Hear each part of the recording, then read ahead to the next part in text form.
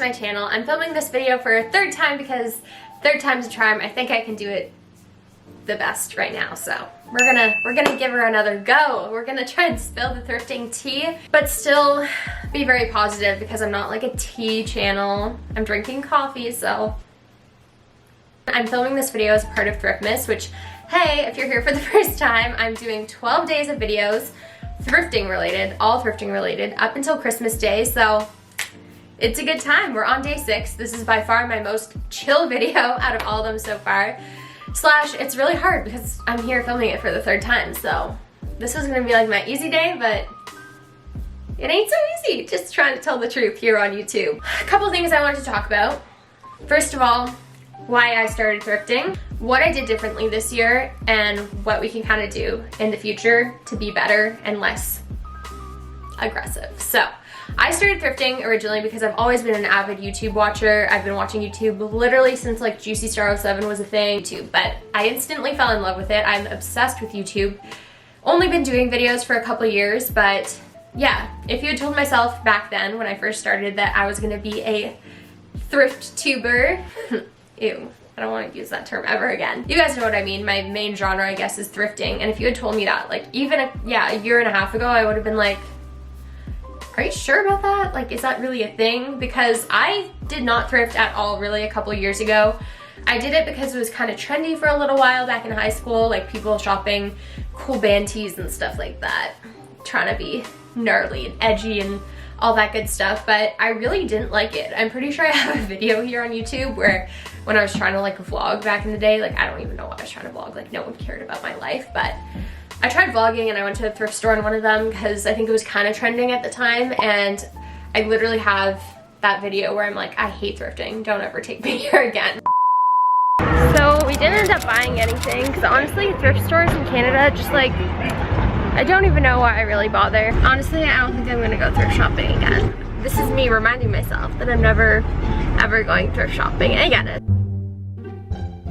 I didn't go enough and I wasn't exposed to the actual benefits of it and how good it can be for the planet and everything else versus just the cheap aspect. So the real tea here, guys, is that I started thrifting because it was cheap, and many years ago that was kind of like the only aspect that was being, or the only message that was being really spread across on a big scale was that like thrifting is cheap, that's why you should do it type of thing. But I think in 2018 there were so many cool sustainable brands and sustainable bloggers and stuff like that that are trying to spread this message even further, and although I haven't been the best at doing that because I don't like to preach too hard, I don't like to commit to one thing because I find that on YouTube, if you say you're vegan, if you say you're sustainable, if you label yourself as something, you're just setting yourself up for the chance to be attacked even harder, and that really scares me. I mean, I've seen other YouTubers go through that and it just is very stressful, so that's why I honestly try and stay neutral, because me, myself, I didn't get into it because it was sustainable, and I'm being honest with you guys, but I do see those benefits, and you know, they make me feel so happy that I've been able to have a positive impact doing something that I genuinely love. And I think that's the part that people get confused, is that they think that maybe if someone's just talking about it because they think it's cheap that we're ignoring all those other facts, but that's just definitely not the case at all. I'm so happy that I'm doing something that comes with a lot of positive side effects. So that's something that I definitely don't want to ignore. But again, I'm just very scared to talk more about it because I feel like that's opening a whole floodgate for all these comments to come and attack if I make like some sort of slip up or some sort of mistake. So that's what kind of sucks about YouTube. I mean, even if we just look at YouTube Rewind 2018, kind of tragic, but you know, when I first watched the video, I didn't think it was that awful, and then I think people just kind of jumped on this bandwagon of disliking it and just coming up with all these like hatred comments and assumptions about it, and I think that happens so often on YouTube. Once people see someone that like has the freedom to express that like negative opinion, and you know, maybe it's something that was like going on in your head already, people just think that it's okay to jump on that too and just, you know, give it a thumbs up or to reply to that comment without really thinking about maybe how the person inside the screen or like, you know, the person on YouTube is actually doing and what they're going through, and that they're a normal person as well. And sorry that I'm slouching, I'm just like in a lot of pain and I'm doing this for the third time and I just want to be more casual and more genuine. So I'm just kind of chilling here. I personally would never leave a weird comment like that because I am a YouTuber and I know what it's like to be attacked and, you know, kind of to be told that you're not doing something good enough. But I think it's unfortunate when people think that way because I don't know what I'm supposed to be out here. I don't think I'm supposed to be perfect. Perfect doesn't exist, and perfect to you might be very different than perfect to someone else, if that makes any sense. But I've seen it happen to a lot of YouTubers. Like, a lot of YouTubers are starting their own brands these days and they're trying to do good things, you guys. Like, I don't think anyone is out here trying to deliver a bad message or trying to create a bad brand. Like, it's 2018. I don't think anyone would want to do that because it is so easy to be criticized here on the internet, which is one of the major cons I find of like social media and stuff. Even though it comes with so many benefits, so many pros, like I wouldn't be able to be here doing this without social media, obviously, and I wouldn't be able to have thrifted this. I'm just talking over my dog barking because he's gonna go on for like 20 minutes, but there's a lot of pros to social media as well. But another thing is, I think influencers and like content creators, YouTubers, whatever, are in this really tricky place because people just over the last year really have created this kind of negative voice. Not so much like let's try and solve the problem voice, it's more of a like, why are you doing this? You should be doing this type of thing. And yeah, the moral of the story here is that we're all humans. We're all just trying to do us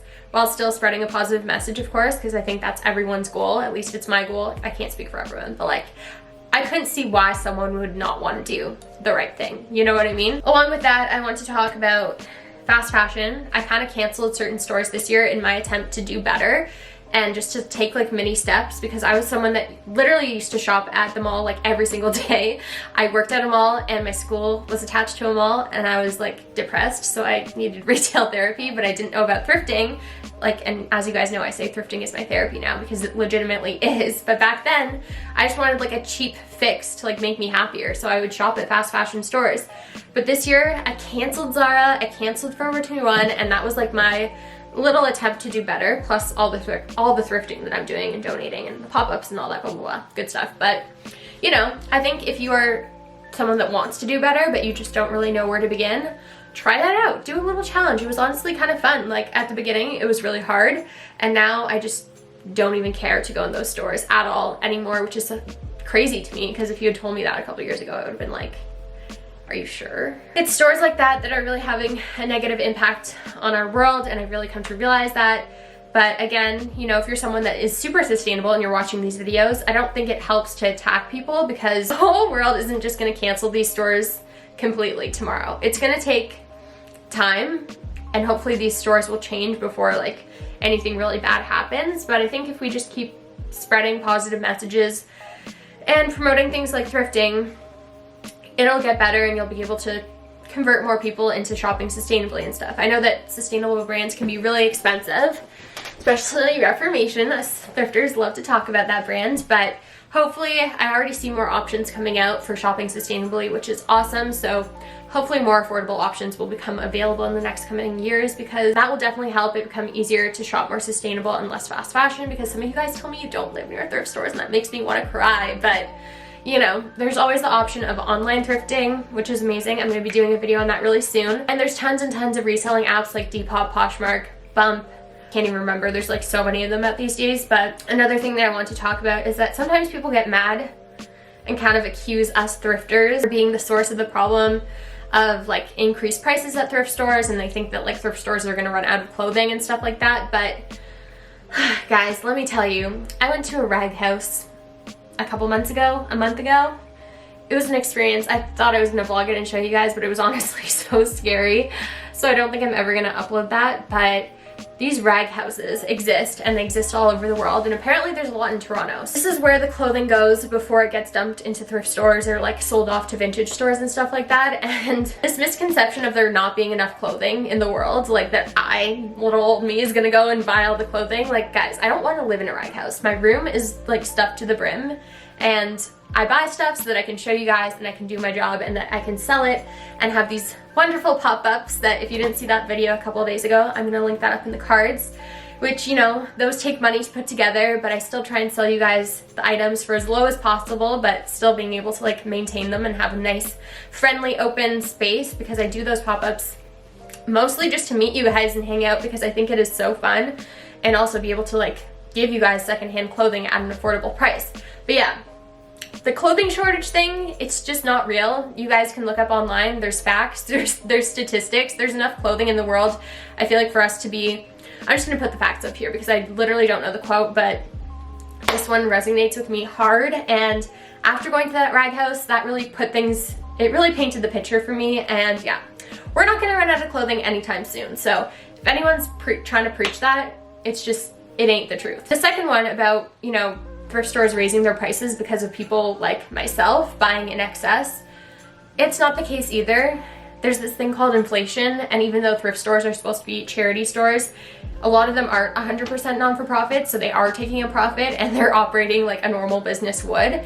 I can't speak on behalf of all of them, and I don't really want to get into that, but you know, we got to be careful about where we're putting our dollars, and they have to support their workers as well. I don't know how they're doing that, but I really hope they are treating them and paying them fairly. So minimum wage is like almost $15 here now in Toronto, which makes sense. Like if they have to increase their prices, I'm not going to scream at them. I understand that, but I definitely think that I would like to see them maintain their prices like at an affordable rate, because these days I find that vintage stores, consignment stores versus thrift stores, like there's a very fine line sometimes. And when I talk about vintage and consignment, those are stores that are kind of like me, like Thrifted This Market, where you go to these thrift stores or you go to these rag houses and you're paying a lower price, but then you're marking them up because you're kind of curating them, cleaning them, and like having a nice, pleasant store shopping experience for everyone. So naturally those items have to be more expensive. The pricing thing, I can't really speak on that, but I don't think it's not because of people like me. It's because of other things going on and the world in general. But